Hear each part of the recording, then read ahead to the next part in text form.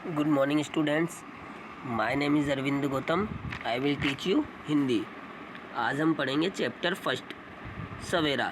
ठीक है, इसमें सवेरे के सुबह का प्रातः काल का जो वर्णन है वो किया गया है। ठीक है, देखो, सूरज की किरणें आती है, सारी कलियां खिल जाती है, अंधकार सब खो जाता है, सब जग सुंदर हो जाता है। इसमें कवि श्री प्रसाद जी क्या कहना चाहते हैं? इसके रचयिता कौन है? कवि श्री प्रसाद जी। वो इसमें क्या बताना चाहते हैं कि सूरज का प्रकाश आता है, उसी से सारी कलियां अर्थात फूल पत्तियां सब खिलने लग जाते हैं। प्रातःकाल सूरज की किरणें फूल पत्तियों तथा कलियों को खिलखिला देती है। सूर्य के प्रकाश के कारण सारा अंधेरा अर्थात अंधकार क्या हो जाता है? समाप्त हो जाता है या गायब हो जाता है, और प्रकाश की लालिमा स्वर्णिम किरणों से सारा जग सुंदर लगने लगता है अर्थात चमकने लगता है। चिड़िया गाती है मिलजुल कर, बहते हैं उनके मीठे स्वर, ठंडी ठंडी हवा सुहानी चलती है जैसे मस्तानी। इसमें कवि श्री प्रसाद जी क्या कहते हैं कि चिड़िया सुबह सुबह चहचहाने लग जाती है अर्थात सवेरे पक्षियों का समूह भ्रमण करते हुए चहचहाने लग जाता है अर्थात अपनी मीठी आवाज़ में या स्वर में वह गुनगुनाने लग जाते हैं अर्थात चहचहाने लग जाते हैं। सवेरे की हवा बहुत ही शीतल व ठंडी होती है एवं सवेरे की शीतल हवा सुंदर व मस्तानी भी होती है। जब सुबह की ठंडी हवा चलती है तो हमें एक मस्ती सी या उमंग से भर देने वाली होती है। यह प्रातः की सुख वेला है, धरती का सुख अलबेला है, नई ताजगी नई कहानी नया जोश पाते हैं प्राणी।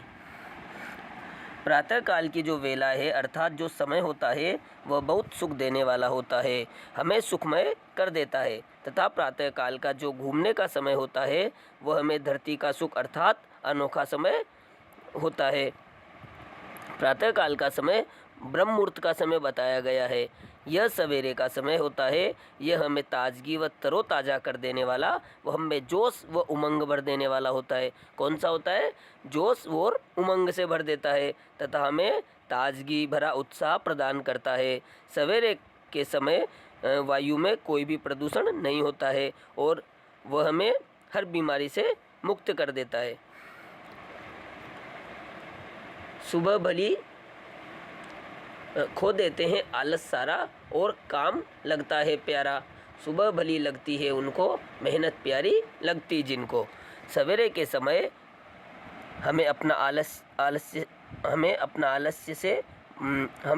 आलस्य छोड़ देना चाहिए तथा हर काम को बड़े तन्मयता से करना चाहिए, तो हमें अपना कार्य कठिन न लगकर बहुत ही प्यारा लगने लग जाता है और सवेरे के समय काम करने में मन भी लगता है और हमें टेंशन से युक्त हो जाते हैं और काम में मन लगा रहता है तथा सवेरे के काम में हमें पसीना भी आता है, हम मेहनत करते हैं और हमें भूख भी अच्छी लगती है, शरीर की सारी बीमारियां भी नष्ट हो जाती है और मेहनत करने में मेहनत हमको सबसे प्यारी लगती है। मेहनत सबसे अच्छा गुण है, आलस्य बहुत बड़ा दुर्गुण है।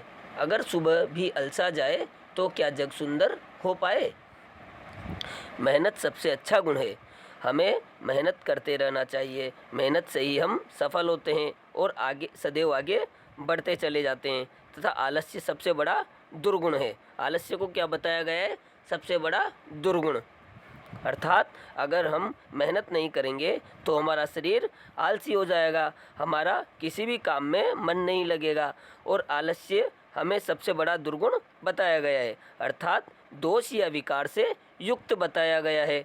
आलस्य हमें छोड़ देना चाहिए। अगर हमें सुबह भी आलस आ जाए तो जग का क्या होगा? जग के सारे मनुष्य प्राणी जीव जंतु सभी क्या हो जाएंगे? आलसी हो जाएंगे अर्थात फिर जग सुंदर नहीं हो पाएगा। इसलिए हमें आलस्य को त्याग देना चाहिए और खूब मेहनत करनी चाहिए। इसमें श्री प्रसाद जी ने हमें यही बताया है कि हमें मेहनत करनी चाहिए, हमें अपना कार्य सुबह प्रातःकाल उठकर करना चाहिए, हमें पढ़ाई सुबह करनी चाहिए, प्रातःकाल ब्रह्म मुहूर्त का जो समय होता है उसमें हमें पढ़ना चाहिए।